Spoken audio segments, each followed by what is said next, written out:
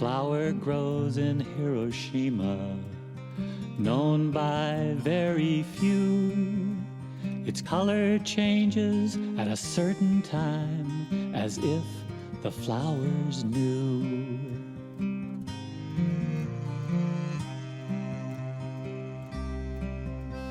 Spring till early August, it remains solid blue.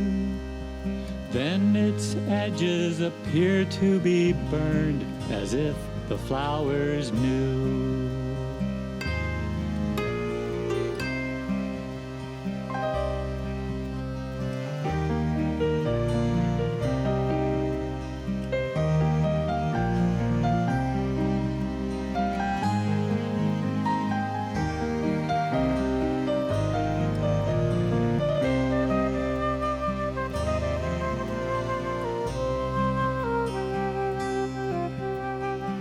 Funny how it happened so precisely, but it's true. Every August 6th at 8:15, the blossom changes hue, as if the flowers knew. I think flowers remember, and there's something else they do. They pass that memory on again, if only we will too. If only we will too. Just before Russia's election day, on March 13, 2024, Vladimir Putin issued another blunt warning to the West, indicating that Russia is ready to use nuclear weapons if its sovereignty or independence is threatened. It's a message we have heard more than once. Meanwhile, a passionate group of people in Hiroshima, Japan, has been working and advocating for the elimination of nuclear weapons for 59 years. Thrive, still the flowers thrive.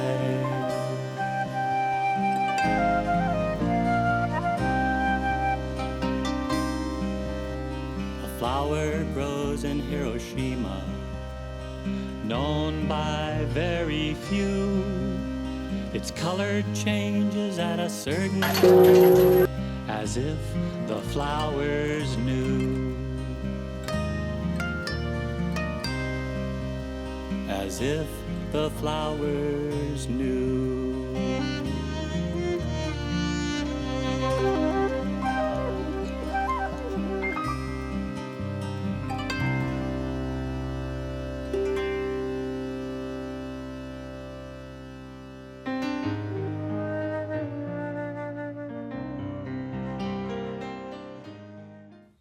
Hello, I'm Brent Carlson.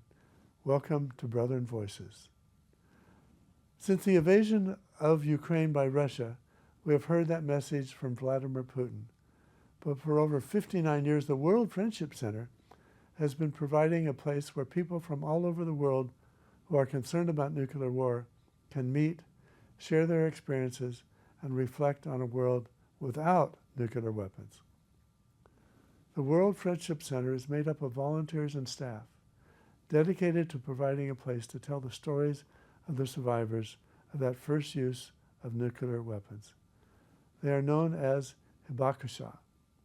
It's the mission of the World Friendship Center to share peace studies through guided tours of the Hiroshima Peace Park, as well as the stories of the Hibakusha. The visions of Barbara Reynolds, the founder of this gathering place in Hiroshima, is also shared. The Church of the Brethren has been very involved over the years in this peace effort. Brethren volunteer service workers act as hosts and directors of the World Friendship Center for a 2-year term, providing services that keep the center operating. Visitors are provided the opportunity to meet people from all over the world, build friendships, and promote peace. Sharing the stories of the survivors of the atomic bombing of Hiroshima is a very important part of being the directors of the World Friendship Center. As time passes, there are fewer hibakusha still alive, as that horrible event happened nearly 79 years ago. Through the Peace Ambassadors Exchange, we were able to meet 4 Japanese visitors sponsored by the World Friendship Center. During their visit to the United States, they met with various groups to share stories of the survivors of the atomic bombing. Hori So is an actual survivor of the dropping of the atom bomb and was 5 years old the day the bomb dropped. He tells stories about that day and what happens afterwards. He has actually been to the United States several times and has traveled on the Peace Boat, which goes internationally and visits different countries so that the survivors can tell their stories and people can learn about what happened. Do you remember what happened when you were 5 years old? When I was that age, I was exposed to the airborne 3 kilometers from hypocenter. My elder sister, who was 15 years old, and I were walking on the land into the neighborhood. My sister was suffering from very shortage of vitamin B1 and absent from student mobilization. We are walking around the hillside road when all of a sudden a very bright light flashed. Next came an overfilling blast of wind with big sound. We were almost blown away. Promptly, my sister covered me with her body and we lay face down on the road. After some time, we went home and found that our house was swayed, although it was a large house with splendor.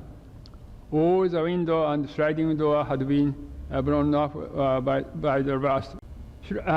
Near the shrine on fire, the preacher came to my house and prayed for wounded people. He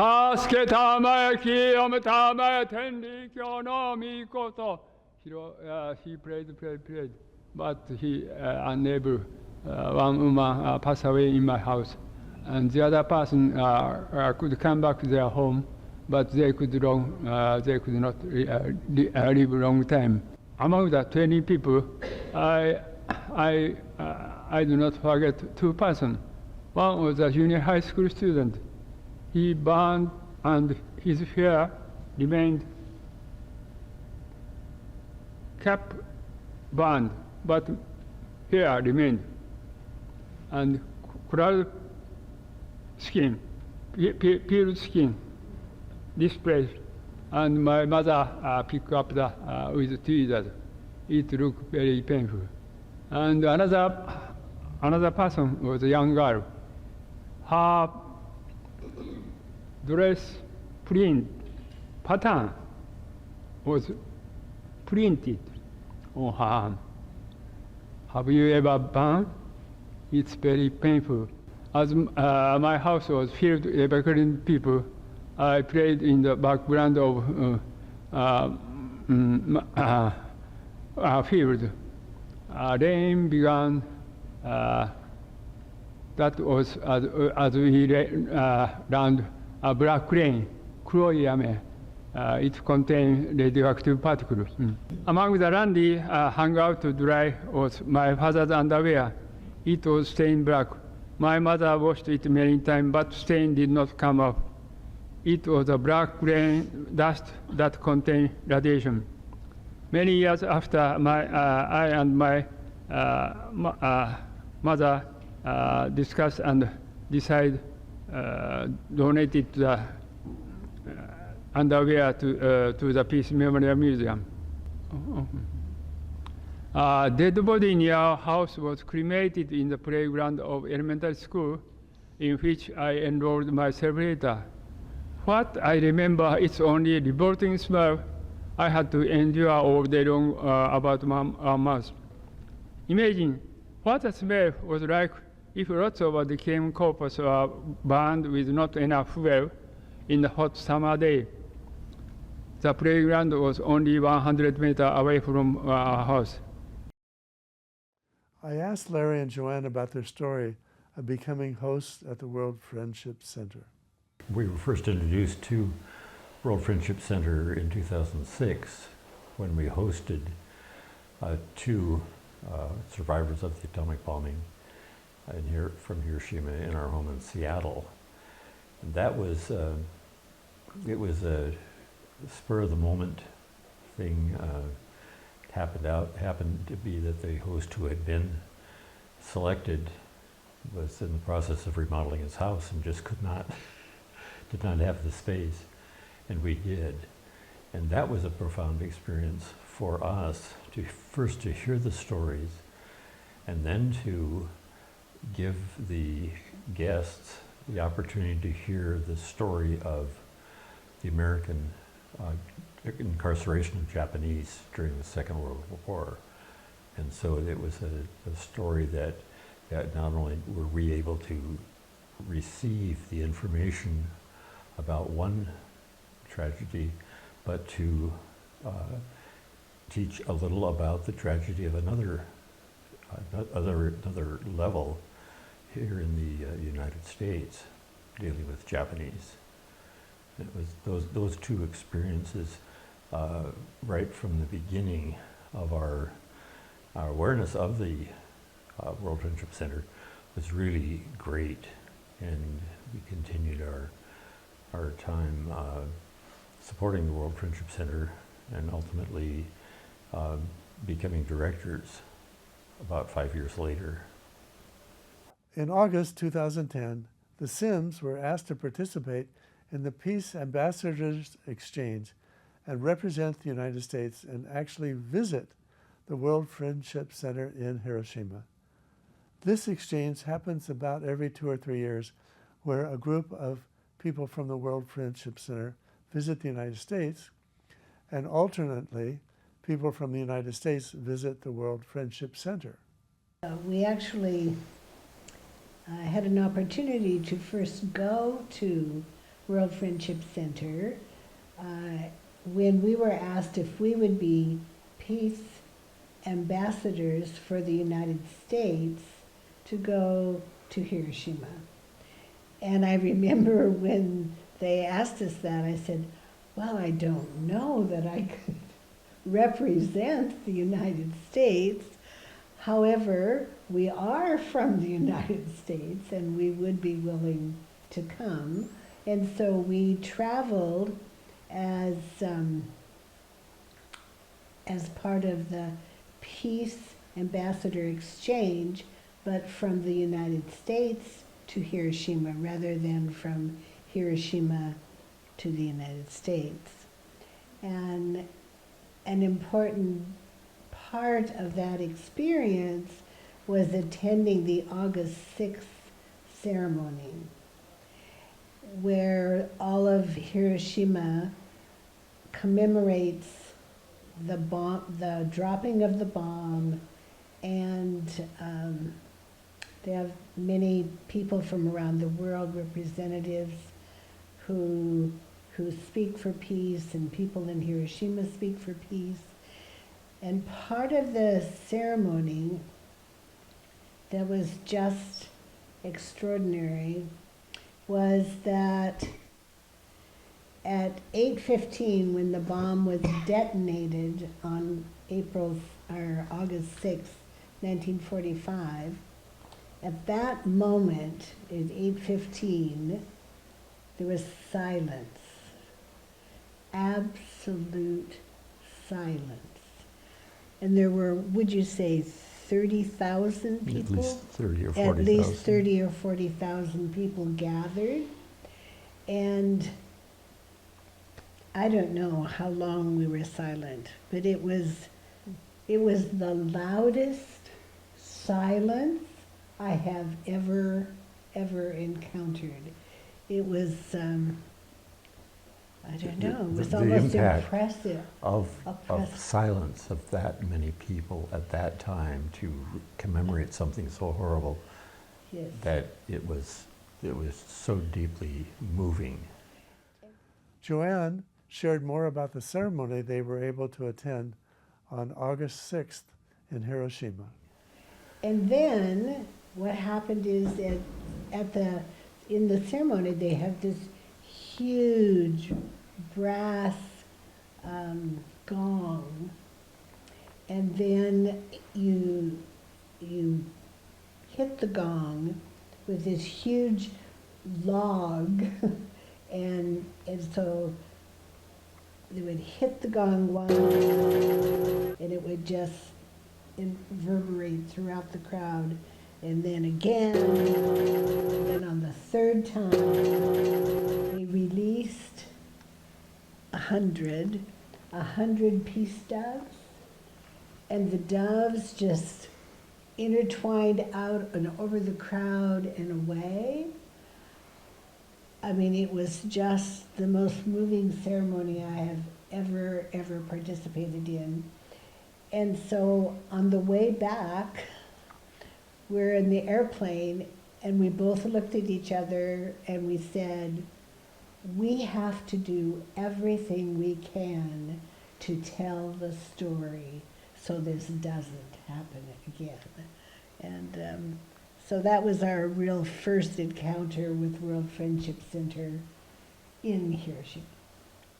The following January, the Sims received an invitation about being the directors of the World Friendship Center. It's commonly set up for every 2 years, usually a couple, but at least 2 people, commit to staying at the World Friendship Center in residence at the location, and that you are charged with being a host to people who come to visit Hiroshima and the World Friendship Center, and as Larry earlier said, to participate in the peace activities of World Friendship Center and to be the official face of World Friendship Center during your stay. Now, there is a traditional way you become directors, and then there's our way to become directors. And in late January of 2011, we got a phone call asking us if we would, And an email. Asking us if we would consider being directors of World Friendship Center. Then they said, but the 2-year term begins in May. 1st of May. So, and apparently what had happened was that the people who had gone through the normal route to become directors had a serious health issue. One of them had a serious health issue, and they could not go, and a last-minute emergency. So we got a call because we had been to World Friendship Center, and they had gone through a list of potential people who would to go for that term of 2011 to 2013. And the potential list had not found people who could go at that short notice. And so we said we would consider it after talking to family and friends. One does not enter lightly into a decision to make a 2-year commitment to go to Japan. So Larry shared his plan for dealing with this amazing invitation. So he created a list of 13 reasons why we could absolutely not go to World Friendship Center. And so I said, well, let's just go down the list and see what happens. Both of our son and daughter said with no uncertainty, you must go. With 13 reasons not to go, it seemed quite a bit overwhelming. But there's more to the story. And so we Experience there. start going down the list of the reasons why we couldn't possibly go.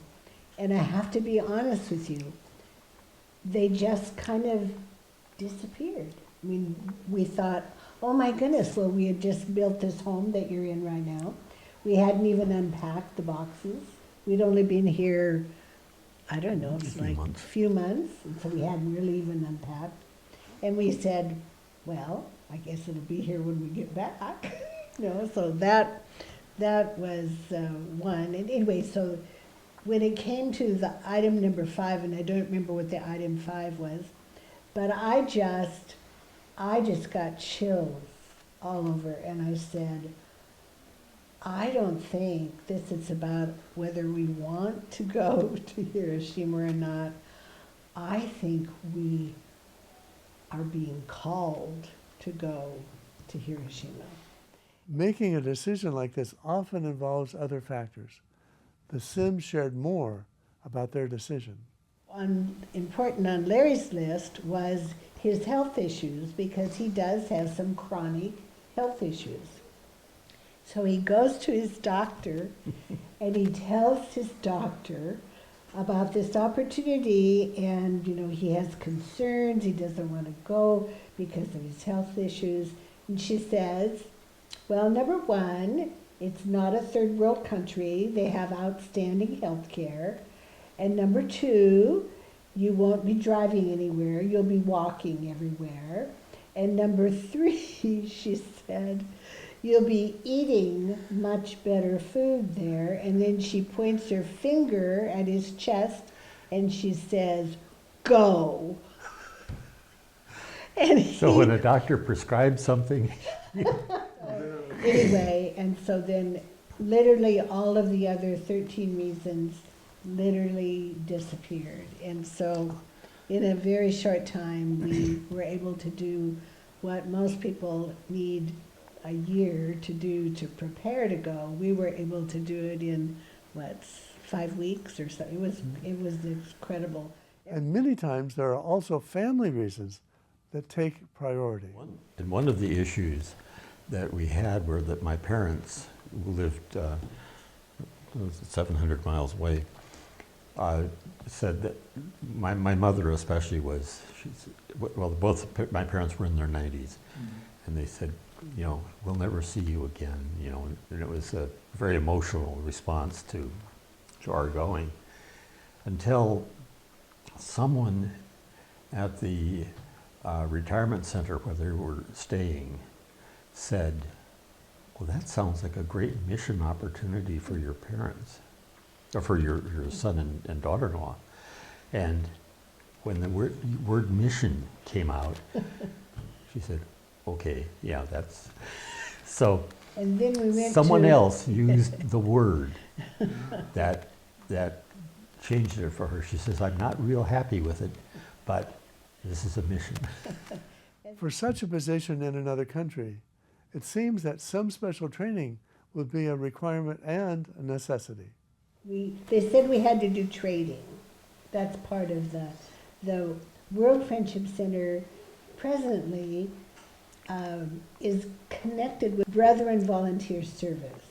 And it's an organization that has associations with all kinds of nonprofits around the world, and that they provide helpers or assistants or positions in all of these organizations around the world, and part of that is requiring training.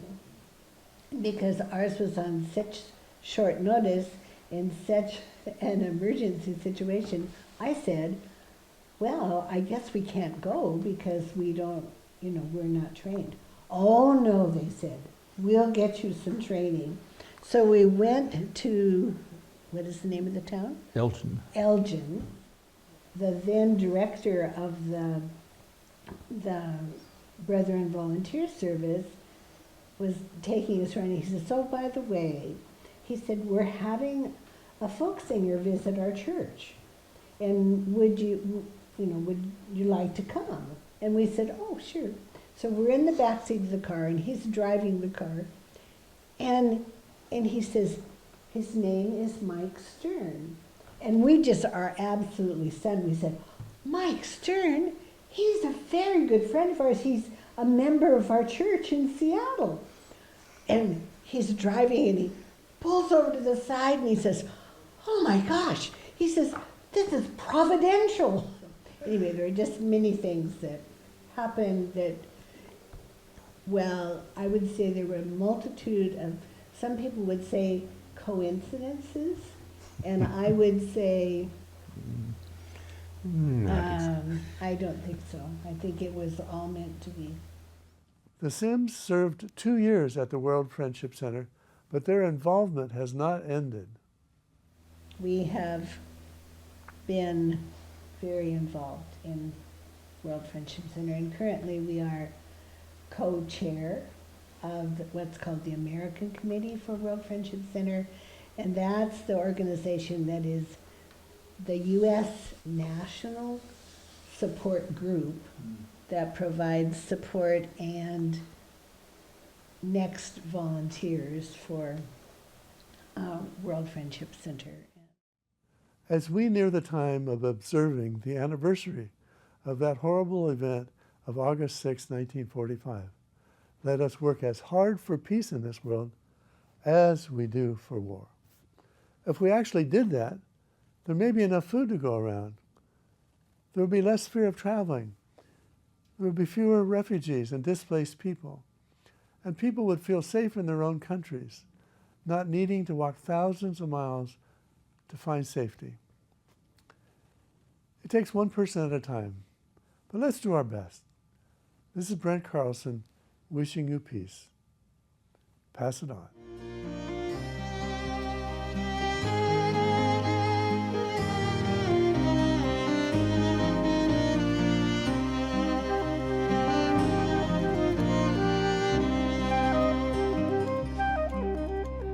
At 8:15, August 6th, 1945, out of rubble a flower grew, and still the flowers thrive, still the flowers thrive.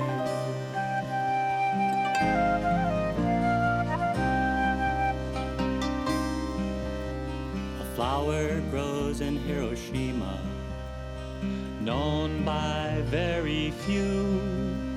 Its color changes at a certain time, as if the flowers knew.